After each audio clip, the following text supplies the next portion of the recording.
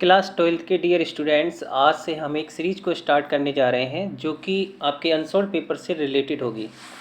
जैसा कि आप जानते हैं कि अनसॉल्व पेपर को सॉल्व करना बहुत ही ज़्यादा इम्पॉर्टेंट होता है, क्योंकि इससे रिलेटेड क्वेश्चन जो हैं वो बार बार एग्ज़ाम में पूछे जाते हैं। और एग्ज़ाम में किस तरह के क्वेश्चंस पूछे जाते हैं, किस तरह का उनका पूछने का तरीका होता है, वो भी आपको इसमें पता चलता है। तो इस सीरीज़ में हम केवल सेक्शन सी के जो क्वेश्चंस हैं जो कि ग्रामर और वोकैब से रिलेटेड है उस पर हम प्रैक्टिस करेंगे, क्योंकि इसके अलावा जो दूसरे सेक्शंस हैं, सेक्शन ए है, सेक्शन बी है या फिर सेक्शन डी है, ये आपका लिखने वाला, याद करने वाला पोर्शन है। इसको आप याद करेंगे, अच्छे से मेमोराइज करेंगे, ठीक है। तो सेक्शन सी में हम ग्रामर की प्रैक्टिस करेंगे और ये 2022 मतलब 2022 के जो सेट हैं पहले उसकी प्रैक्टिस करेंगे। 2022 में जो क्वेश्चंस पूछे गए थे उसको देखेंगे, ठीक है। तो सेक्शन सी जो ग्रामर वाला पोर्शन आपका होगा, उसमें क्वेश्चन नंबर 4 जो होगा वो क्या होगा, यहाँ पे लिखा है choose the correct option, the answer the following question. Choose the correct option मतलब आपको ऑप्शन को करेक्ट करना है। टू आंसर देने के लिए द फॉलोइंग क्वेश्चन, निम्नलिखित जो क्वेश्चन है उसमें आपको एक करेक्ट ऑप्शन को चूज करना है। मतलब क्वेश्चन नंबर 4 जो होगा वो आपका ऑप्शनल होगा, उसमें 4 ऑप्शन दिए होंगे, उसमें आपको एक सही आंसर को क्या करना होगा, चूज करना होगा। और ये पेपर जो है, पेपर का कोड क्या है, 316 ई पेपर का कोड है। तो इसमें क्वेश्चन नंबर 4 में जो पहला क्वेश्चन दिया होगा ए वाला जो क्वेश्चन दिया होगा, पहला प्रत्येक क्वेश्चन जो है वो 2 मार्क्स का होगा। कितने मार्क्स का होगा, 2 मार्क्स का। तो ए वाला जो है वो वन वर्ड सब्स्टिट्यूशन से रिलेटेड है। लिखा है the country ruled by a king. One word substitution क्या होता है, इसमें एक स्टेटमेंट होता है, उसके अंतर्गत आपको एक ही वर्ड का यूज करना होता है। जैसे कि लिखा है द कंट्री, एक ऐसा देश, रूल्ड बाई अ किंग मतलब एक ऐसा देश जिसको एक राजा के द्वारा शासन किया जाता है, केवल एक ही राजा के द्वारा उसको क्या किया जाता है, शासित किया जाता है, रूल्ड किया जाता है। तो मैंने आपको जो वन वर्ड सब्स्टिट्यूशन थे वो मैंने आपको रूट वर्ड से सिखाए थे, क्योंकि वोकैब को अगर आप रूट वर्ड से पढ़ते हैं या फिर निमोनिक से पढ़ते हैं तो वो लंबे समय तक आपको याद रहता है और कभी भी आप उसको भूल नहीं सकते हैं, ठीक है। तो इसकी एक मैंने वीडियो बनाई थी जिसमें 31 वन वर्ड सब्स्टिट्यूशन है, जो कि इसी यूट्यूब चैनल पर अवेलेबल है और उसकी जो लिंक है वो आपको डिस्क्रिप्शन बॉक्स में मिल जाएगी। उसमें मैंने ये सभी वर्ड्स कराए थे रूट वर्ड से। केवल 31 most important one word substitution कराए हैं जो कि आपके लिए बहुत ही ज़्यादा इंपॉर्टेंट है। तो देखिए इसको हम कैसे पता लगाएंगे कि इसका जो राइट आंसर है वो कौन सा है। यहाँ पर जो डेमो है, डेमो मैंने आपको पढ़ाया था, डेमो रूट वर्ड का मतलब क्या होता है, पीपल होता है। क्या होता है, पीपल होता है। और जो क्रेसी होता है, या फिर ये यहाँ पर इस वर्ड में आ रहा है आर्की, ये आर्की आ रहा है। तो क्रेसी और आर्की का मतलब क्या होता है, गवर्नमेंट से होता है, गवर्नमेंट या फिर शासन से होता है। तो क्रेसी का मतलब क्या हो गया, शासन से हो गया, गवर्नमेंट से हो गया। तो इसका मतलब डेमोक्रेसी का मतलब हुआ कि एक ऐसा शासन जिसको लोगों के द्वारा चलाया जाता है, लोगों के द्वारा जो शासन चलाया जाता है उसको हम बोलते हैं डेमोक्रेसी, जिसको हिंदी में कहते हैं प्रजातंत्र। तो ए ऑप्शन हमारा, यानी पहला ऑप्शन हमारा जो है वो गलत हो जाएगा। मैट्रियार्की, मट्री जो होता है, मट्री रूट वर्ड होता है मदर का। ये मट्री रूट वर्ड किसका होता है, मदर का। आर्की का मतलब शासन। तो एक ऐसा शासन मतलब जिसको माता के द्वारा चलाया जाता है। जैसे कुछ घर ऐसे होते हैं जिसमें केवल मम्मी की चलती है, पापा की नहीं चलती है, तो उसको हम क्या बोलते हैं, मैट्रियार्की, मैट्रियार्की। इसमें क्वेश्चन नंबर ये फोर्थ जो ऑप्शन दिया है, फोर्थ ऑप्शन में ऑलिगार्की लिखा है, ऑलिगार्की, ऑलिगार्की। इसमें OLIG जो रूट वर्ड है इसका मतलब फ्यू होता है, फ्यू। और आर्की का मतलब वही शासन से हो गया। तो कुछ लोगों के द्वारा जो शासन चलाया जाता है उसको हम बोलते हैं ऑल्गिकॉर्की। क्या बोलते हैं, ऑल्गॉर्की, ऑलिगॉर्की बोलते हैं। तो ये ऑप्शन भी हमारा गलत हो जाता है। तो इसका जो राइट आंसर होगा वो ये थर्ड वाला होगा, इसका राइट आंसर, ठीक है। यहाँ पर पूछा गया है एक ही राजा के द्वारा जो शासन किया जाता है।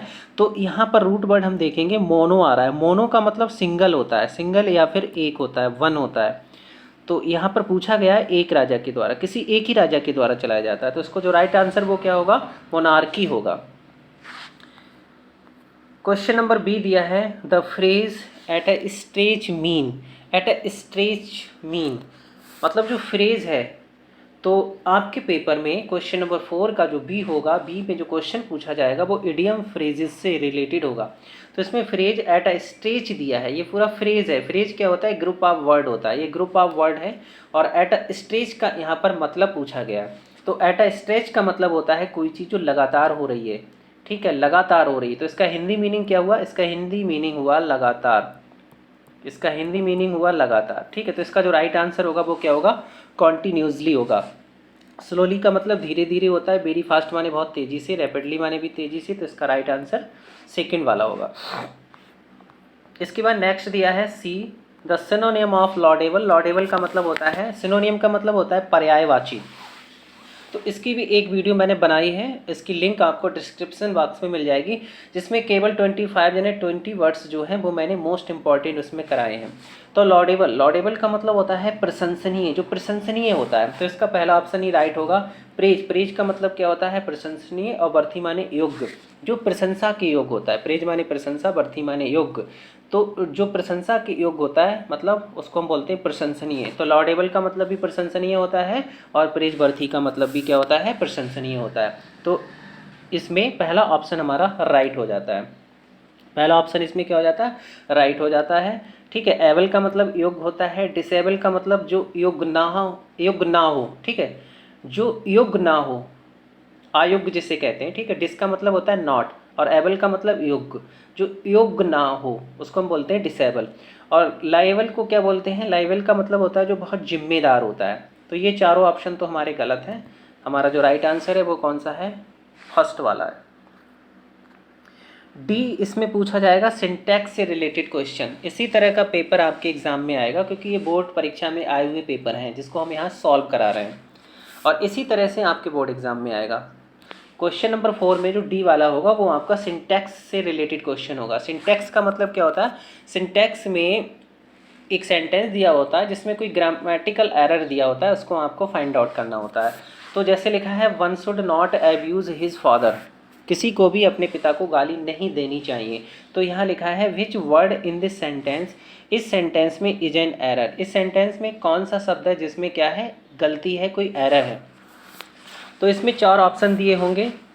तो इसमें पहला ऑप्शन दिया है शुड। क्या शुड में गलती है? शुड में कोई भी एरर नहीं है, बन के बाद शुड आ सकता है।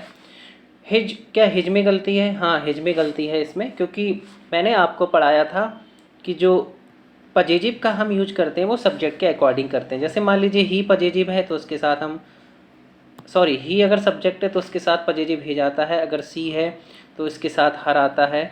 आई है तो उसके साथ क्या आता है? आई अगर दिया है तो उसके साथ माय आता है। और अगर बी दिया है तो उसके साथ क्या आता है? ओवर आता है। इसी तरह से अगर वन दिया है, मान लीजिए वन दिया है, वन प्रोनाउन के रूप में आया हुआ है, तो इसके साथ इसका जो पजेजिव आएगा वो क्या आएगा? वंस, यानी वन और एपोस्ट्रॉफी एस, इस तरह से वंस आता है। एपोस्ट्रॉफी एस लगेगा यहाँ पर, केवल एक कॉमा, एक ही कॉमा होगा, ठीक है। तो यहाँ पर हम देखेंगे कि वन जो है हमारा प्रोनाउन है, तो इसके साथ जो पजेजिव आएगा वो क्या आएगा? वंस आएगा। तो कौन सा वर्ड गलत है यहाँ पर? हिज। हिज जो वर्ड है वो ग्रामेटिकल एरर है, इसमें हिज में ग्रामेटिकल एरर है, मतलब वन के साथ क्या आएगा? वंस। तो इसमें राइट आंसर कौन सा होगा? ये दूसरा वाला हम चूज करेंगे, हिज वाला। हिज वाला जो वर्ड है वो इसमें गलत है। हाँ, नेक्स्ट क्वेश्चन दिया है the antonym of stale. Stale का एंटोनियम पूछा गया है। स्टेल का मतलब होता है कोई चीज़ जो बासी है। क्या है? वासी, घिसी पिटी, बहुत पुरानी है, वासी है। तो बासी का हमें विलोम शब्द यहाँ पर फाइंड आउट करना है। तो फ्लैश, जैसे यहाँ पर दिया है फ्लैश, तो फ्लैश का मतलब होता है चमक। जैसे मोबाइल में फ्लैश होती है, टार्च में फ्लैश होती है, इसका मतलब चमक होता है। फेक का मतलब कोई चीज़ जो नकली है, जाली है। और फ्लश का मतलब क्या होता है? फ्लश का मतलब होता है जैसे लाली होती है या लालिमा होती है, जैसे सूर्य शाम को छिप रहा होता है उस समय एक लालिमा सी छा जाती है, तो इसको हम क्या बोलते हैं? फ्लश बोलते हैं, लालिमा जिसे कहते हैं। तो इसका जो राइट आंसर होगा फ्रेश। फ्रेश माने होता है एकदम ताज़ा, फ्रेश। नेक्स्ट आंसर दिया, नेक्स्ट क्वेश्चन दिया है क्वेश्चन नंबर 5। क्वेश्चन नंबर 5 में ए में दिया है change any one of the following indirect speech. तो चेंज करना है आपको किसी एक को, निम्नलिखित में से किसी एक को चेंज करना है टू इनडायरेक्ट स्पीच। किसमें? इनडायरेक्ट स्पीच में, मतलब डायरेक्ट स्पीच में दिया है, आपको इनडायरेक्ट स्पीच में उसे चेंज करना। एग्जाम में ध्यान रखना, एनी वन पूछा है तो किसी एक का ही आंसर आपको देना है, लेकिन यहाँ पर मैं आपके लिए दोनों आंसर सॉल्व, दोनों क्वेश्चन सॉल्व कराऊंगा। अब जैसे इसमें पहला क्वेश्चन दिया है, you said to him are you a fool. तो तुमने उससे कहा क्या तुम मूर्ख हो, क्या तुम मूर्ख हो। ठीक है, तो यहाँ पर ये वाला जो पार्ट है वो रिपोर्टिंग वर्ब है जिसको हम बोलते हैं आरबी, और ये वाला जो पार्ट है वो है आरएस जिसको हम बोलते हैं रिपोर्टेड स्पीच। तो जो कुछ स्पीकर के द्वारा, मतलब स्पीकर जिस फाइनाइट वर्ब से अपनी बात को कहना शुरू करता है उसको हम बोलते हैं आरबी। तो यहाँ पर यू हमारा स्पीकर है जो सैड फाइनाइट वर्ब से अपनी बात को कहना शुरू कर रहा है, और जो कुछ स्पीकर द्वारा बोला जाता है उसको हम बोलते हैं आरएस, और इसको हमेशा इन्वर्टेड कॉमास के अंदर लिखा जाता है। जैसे आर यू अ फूल जो है वो रिपोर्टेड स्पीच है जिसको हम आरएस कहते हैं, जो कि इन्वर्टेड कॉमास के अंदर लिखा गया है। अब यहाँ पर जो रिपोर्टेड स्पीच है वो इंट्रोगेटिव फार्म में है। जब इंट्रोगेटिव फार्म में है तो सेड टू को रिप्लेस किया जाएगा आस्क्ड से, मतलब सेड टू के स्थान पे क्या आ जाएगा, आस्क्ड। तो ये बना यू आस्क्ड हिम, और कामा इन्वर्टेड कामा को हम इफ से या फिर वेदर से, WHETHER वेदर से हम रिप्लेस करते हैं। ठीक है, तो यहाँ पर चलिए इफ़ जो है वो इसमें स्पेलिंग कम आती है, सिंपल वर्ड है, तो इफ़ का मोस्टली ज़्यादा यूज़ करते हैं। वेदर का भी कर सकते हैं, कोई दिक्कत नहीं है, लेकिन स्पेलिंग मिस्टेक नहीं होनी चाहिए एग्जाम में। ठीक है, तो यहाँ पर कामा इन्वर्टेड कामा के स्थान पे इफ़ आ गया। अब इसमें एक तरीका ये होता है, जब हम इसका इनडायरेक्ट बनाते हैं तो जो इंट्रोगेटिव फार्म होता है उसको हम असर्टिव में चेंज करते हैं। असर्टिव का मतलब ये हुआ कि जो सब्जेक्ट है पहले उसको हम चेंज करके लिखते हैं। ठीक है, जो सब्जेक्ट है पहले उसको हम चेंज करके लिखते हैं। अब इसमें आर जो है वो है हेल्पिंग वर्ब, ये क्या है, ये हेल्पिंग वर्ब है, यू सब्जेक्ट है। ठीक है, यू सब्जेक्ट है। अब देखते हैं, पहले हमें सब्जेक्ट को चेंज करना है। तो सब्जेक्ट यहाँ पर आपने एक रूल पढ़ा होगा, फर्स्ट, सेकंड और थर्ड, SO और N। इसका मतलब जो फर्स्ट पर्सन है वो रिपोर्टिंग वर्ब के सब्जेक्ट के अनुसार चेंज होता है, और जो सेकंड पर्सन होते हैं वो ऑब्जेक्ट के अनुसार चेंज होते हैं, जो थर्ड पर्सन होते हैं उसको नो चेंज, उसको चेंज हम नहीं करते हैं। तो यहाँ पर यू जो है वो सेकंड पर्सन है, तो सेकंड पर्सन को हम रिपोर्टिंग वर्ब के ऑब्जेक्ट के अनुसार चेंज करते हैं। इसको इस तरह से समझ लेंगे, मान लीजिए ये हमारा रिपोर्टिंग वर्ब है, ये रिपोर्टिंग वर्ब है। ठीक है, तो इसमें ये सब्जेक्ट है और ये ऑब्जेक्ट है, तो इसको ऐसे मान लेंगे कि ये फर्स्ट हो गया और ये सेकंड हो गया। जो पहले आया वो फर्स्ट हो गया, जो बाद में आया वो सेकंड हो गया। तो सीधा सीधा इसका रूल है कि जो फर्स्ट है, मान लीजिए जो फर्स्ट है वो फर्स्ट के अनुसार चेंज कर दो, सेकंड है वो सेकंड के अनुसार चेंज कर दो। अब जैसे यू यहाँ पे सेकंड है तो इसको सेकंड के अनुसार चेंज कर दो। एक बात और ध्यान रखेंगे, प्रोनाउन जिस रूप में होता है वो उसी रूप में ही चेंज किया जाता है। तो यू जो है वो सब्जेक्ट केस में ही हम इसको चेंज करेंगे। तो यू को जब हिम के अनुसार चेंज करेंगे तो हिम का सब्जेक्ट केस क्या होता है, ही, तो यहाँ पर हो जाएगा ही, और आर इधर आएगा, क्या हो जाएगा, was, he was a fool. तो ये हमारा बना इनडायरेक्ट यहाँ पर। नेक्स्ट इसमें पूछा गया है, the teacher said to me, teacher ने मुझसे कहा, गो अवे एट वंस, तुरंत चले जाओ। तो इसमें जो रिपोर्टेड स्पीच है वो इम्परेटिव फॉर्म में है। इम्परेटिव फॉर्म क्या होती है, सॉरी, हाँ सही है, इम्परेटिव फॉर्म है। ठीक है, इम्परेटिव फॉर्म में देखिए क्या होता है, जो इम्परेटिव सेंटेंस होता है उसमें रिक्वेस्ट, ऑर्डर या एडवाइस का भाव होता है, और ये जनरली मेन वर्ब की फर्स्ट फॉर्म से शुरू होते हैं। तो मेन वर्ब की फर्स्ट फॉर्म से शुरू है, गो जो है वो फर्स्ट फॉर्म है। तो रिपोर्टिंग स्पीच जब इम्परेटिव में होता है तो हम सेड टू को रिप्लेस करते हैं ऑर्डर, एडवाइस या फिर रिक्वेस्टेड में, भाव के अनुसार। तो यहाँ पर टीचर ने एक आदेश दिया है कि यहाँ से तुरंत चले जाओ, तो सेड टू को रिप्लेस किया जाएगा ऑर्डर्ड में। तो बना द टीचर ऑर्डर्ड मी, और comma inverted comma is replaced by to, मतलब कामा इन्वर्टेड कामा जो है वो टू से रिप्लेस किया जाएगा, टू लगा दिया, गो हो गया, अबे एट वंस, तो ये बना इनडायरेक्ट।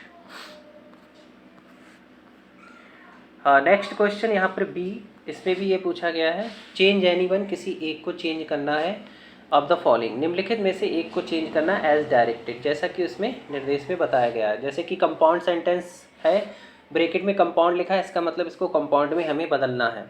ठीक है, अब कंपाउंड में कंजक्शंस का यूज किया जाता है। कंपाउंड में हम कोऑर्डिनेटिंग कंजक्शन का यूज करते हैं, कोऑर्डिनेटिंग कंजक्शन का यूज करते हैं। ठीक है, कोऑर्डिनेटिंग कंजक्शन मैंने आपको ट्रिक से बताए थे, जिसमें कौन कौन से मुख्य थे, जैसे फार हो गया, ठीक है, एंड हो गया, एज वेल एज हो गया, एज वेल एज के साथ साथ, ठीक है, नॉट ओनली बट आल्सो हो गया, नॉट ओनली और बट आल्सो हो गया, but also, not only but also, ठीक है, neither nor, NINEITHER, neither nor, और आइदर और यट स्टिल, ये सारे वर्ड्स जो होते हैं, सारे कंजक्शन जो होते हैं वो क्या होते हैं, कोऑर्डिनेटिंग कंजक्शन होते हैं। तो इसमें कोऑर्डिनेटिंग कंजक्शन का यूज करेंगे अर्थ के अनुसार। पहले हम इसका थोड़ा सा अर्थ निकालेंगे, फिर समझेंगे कि इसमें कौन सा कंजक्शन फिट किया जाएगा। तो जैसे लिखा है Sheela must work hard to succeed, इसका अर्थ हुआ कि शीला को सफल होने के लिए कठिन परिश्रम करना चाहिए। देखिए कभी कभी एग्जाम में क्या होता है, एक ही सेंटेंस आता है और उसी एक सेंटेंस को आपको चेंज करना होता है। कभी कभी क्या होता है कि 2 या 3 सेंटेंस होते हैं, उनको जोड़कर एक कंबाइंड सेंटेंस बनाना होता है, ठीक है। तो यहाँ पर एक सिंपल सेंटेंस है, इसे हमें कंपाउंड सेंटेंस में क्या करना है, चेंज करना है। तो इसको देखो, शीला को सफल होने के लिए कठिन परिश्रम करना चाहिए। तो इसमें कंजक्शन एड फिट हो रहा, एंड फिट हो रहा है इसमें अर्थ के अनुसार। Sheela must work hard, Sheela को कठिन परिश्रम करना चाहिए, and only then she will succeed, और तभी वो सफल हो जाएगी, तभी वो सफल होगी। शीला को कठिन परिश्रम करना चाहिए और तभी वो सफल होगी। तो इसमें ओनली देन जो है वो अपनी तरफ से जोड़ दिया है ताकि सेंटेंस का जो अर्थ है वो सही निकले। एंड से इसको हम जोड़ेंगे, ठीक है, किससे जोड़ेंगे, एंड से। इसमें हम एंड का यूज करेंगे। नेक्स्ट हमारा दिया है कॉम्प्लेक्स, इसे हमें कॉम्प्लेक्स बनाना है। तो इसका अर्थ हुआ B eat to live, B eat to live मतलब इसका अर्थ क्या हुआ कि हम रहने के लिए, यानी कि रहने के लिए खाते हैं, जीवित रहने के लिए खाते हैं। तो बी ईट टू लिव, हम जीवित रहने के लिए या रहने के लिए खाते हैं। तो इसके हमें क्या बनाना है, कॉम्प्लेक्स। कॉम्प्लेक्स में क्या होता है, कॉम्प्लेक्स में सबऑर्डिनेटिंग कंजक्शन का यूज किया जाता है। तो इसमें एक उद्देश्य दिखाया गया है, इसमें क्या दिखाया गया है, उद्देश्य यानी कि पर्पज। तो अगर किसी सेंटेंस में उद्देश्य दिखाया जाता है और उसका हमें कॉम्प्लेक्स बनाना होता है तो उसको हम जनरली किससे बनाते हैं, सो डैट से। सो डैट का मतलब होता है ताकि, ये जो वर्ड दिया है यहाँ पर सो डैट का मतलब होता है ताकि।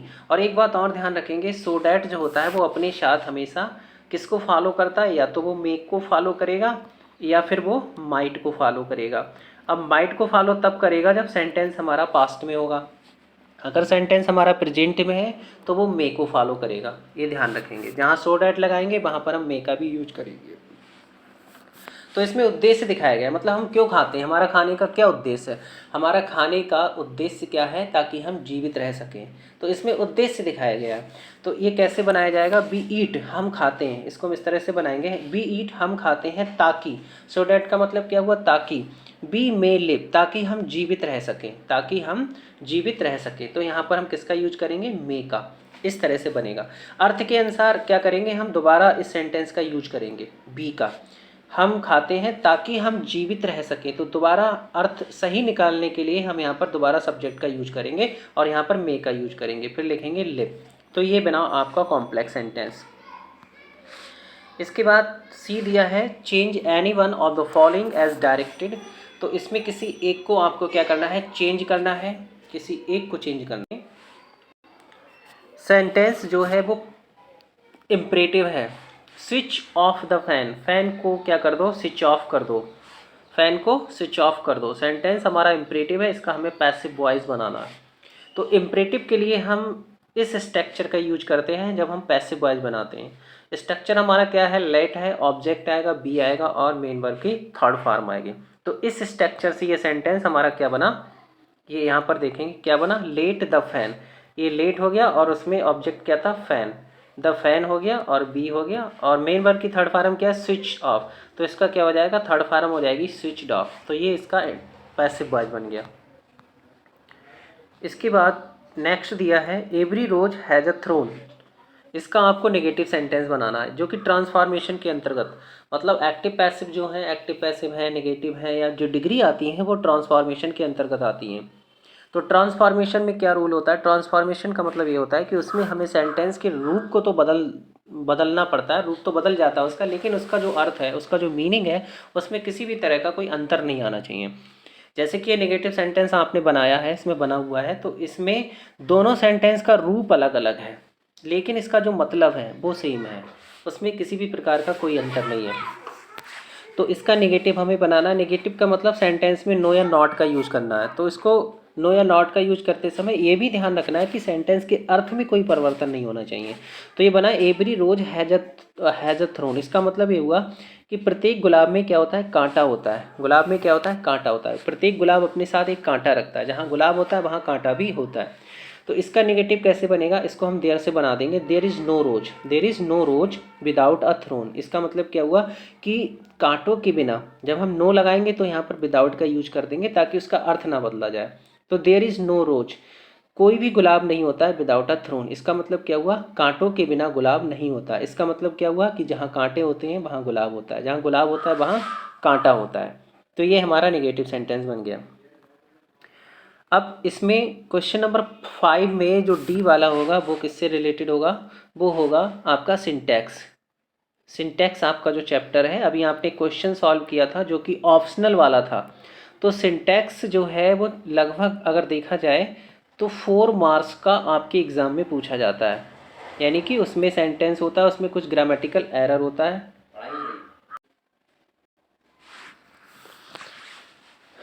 तो यहाँ पर ये सिंटैक्स से रिलेटेड है, 4 नंबर का आएगा। तो इसमें देखते हैं क्या एरर दिया है। जैसे लिखा है 5 sheeps are grazing, 5 sheeps are grazing. तो इस सेंटेंस में क्या एरर है वो आपको सही करना है। तो यहाँ पर जैसे ये सीप वर्ड दिया है, सीप माने क्या होता है, भेड़ होता है। सीप और डियर, ये ध्यान रखेंगे, सीप और डियर, इसमें कभी भी हम एस नहीं लगाते हैं। मतलब इसका बहुवचन बनाएंगे लेकिन इसमें कभी भी एस नहीं लगेगा। इसको अगर हम बहुवचन के सेंस में यूज कर रहे हैं तो इसमें कोई संख्या दी होगी, जैसे यहाँ 5 दिया है। जब 5 दिया है, 5 दिया है तो 5 के बाद यहाँ पर नाउन को बहुवचन करने के लिए इसमें एस नहीं लगाया जाएगा। ये 2 वर्ड ऐसे हैं जिसमें एस नहीं लगाया जाता है। अगर 5 लगा हुआ है तो इसका मतलब ये हुआ कि ये बहुवचन के सेंस में यूज किया जा रहा है कि 5 भेड़ें हैं जो चर रही हैं। तो इसमें क्या गलती है, इसमें एस कभी भी नहीं लगेगा, भले ही उसको हम बहुवचन के सेंस में यूज कर रहे हैं। तो हमें क्या करना होगा, यहाँ पर 5 सीप, सीप कर देंगे यहाँ पर, ठीक है। 5 सीप्स आर ग्रेजिंग, 5 भेड़ें जो हैं वो क्या कर रही हैं, चर रही हैं। तो ये बना। इसके बाद ये नेक्स्ट सेंटेंस हमारा है, हिज स्पेक्टिकल्स इज न्यू, उसका चश्मा जो है वो क्या है, नया है। उसका चश्मा नया है। इसमें क्या ग्रामेटिकल एरर है, आपको किसी एक ही का आंसर देना है लेकिन इसमें मैं दोनों सॉल्व करा रहा हूँ। उसका चश्मा नया है, तो इसमें कुछ वर्ड्स हैं जैसे स्पेक्टिकल्स हो गया आपका, स्पेक्टिकल्स माने क्या होता है, चश्मा। और कुछ वर्ड्स ये हैं जैसे यहाँ पर आप देखेंगे, हाँ ये वर्ड्स हैं, जैसे कि ये है, ये वर्ड दिया है सिजर्स। सिजर्स का मतलब क्या होता है, कैंची होता है। और आर्म्स का मतलब क्या होता है, भीख होता है। तो ये जितने भी वर्ड्स हैं ये है तो एक ही, लेकिन इसको हमेशा बहुवचन में यूज किया जाता है। इसको बहुवचन में इस तरह से इसलिए यूज किया जाता है शायद क्योंकि इसमें 2 फलक होते हैं। जैसे कैंची है ना, इसमें 2 फलक होते हैं, अगर एक फलक होगा तो ये काम नहीं करेगी। इसी तरह से भीख देने का जो सही तरीका होता है, आर्म्स माने क्या होता है, भीख, किसी को भीख, आर्म्स का मतलब क्या होता है, भीख। तो भीख देने का जो तरीका क्या होता है, वो सही तरीका ये होता है कि दोनों हाथों से किसी को भीख दी जाए। इसलिए शायद इस वर्ड को यूज हम बहुवचन में करते हैं। ये अपने आप में प्लूरल होता है, बहुवचन होता है, ठीक है। इसको कभी सिंगुलर में यूज़ नहीं करते हैं। इसी तरह से इस सिजर्स का भी यूज हम सिंगुलर में कभी भी नहीं करते हैं और ना ही कभी इसमें एस हटाते हैं।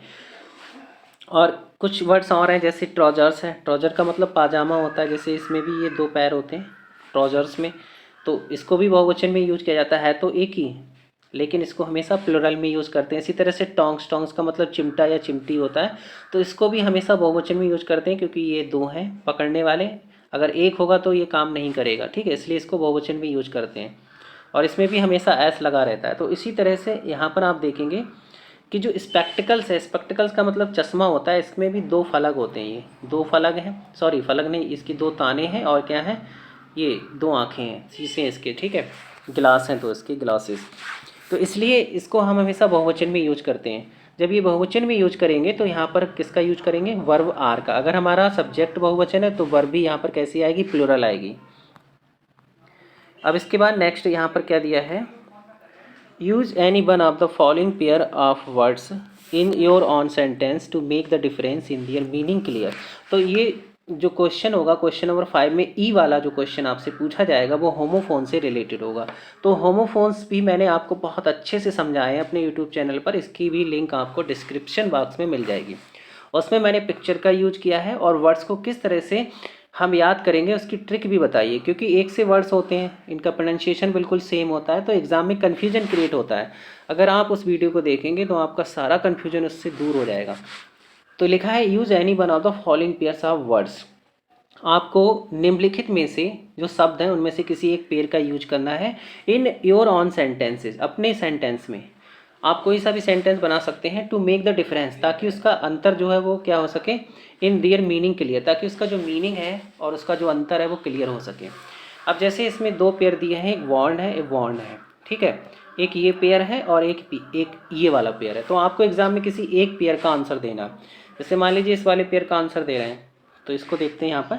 इसमें जो वॉन्ड दिया है इसका मतलब होता है जन्म लेना। तो इसके अंतर्गत आपको एक सेंटेंस बनाना होगा एग्जाम में। इसकी हिंदी नहीं लिखनी, केवल इसका सेंटेंस में यूज करके आपको एग्जाम में दिखाना होगा। जैसे लिखा है I was born in my village, मेरा जन्म मेरे गाँव में हुआ था। तो इस वर्ड का यूज इस सेंटेंस में कर दिया है। अब यहाँ पर जो दूसरा वॉन्ड होता है इसका मतलब क्या होता है,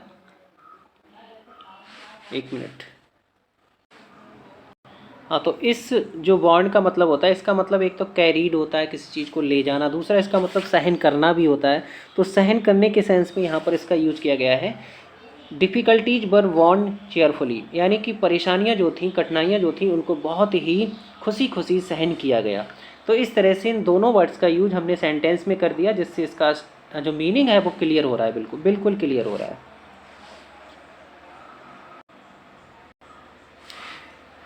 दूसरे वाले पेयर को भी देख लेते हैं। आपको एग्ज़ाम में एक ही पेयर का ही आंसर देना है। जैसे इसमें दूसरा पेयर जो है वो क्या है, ये है चेक वाला। इसमें लिखा है चेक और चेक।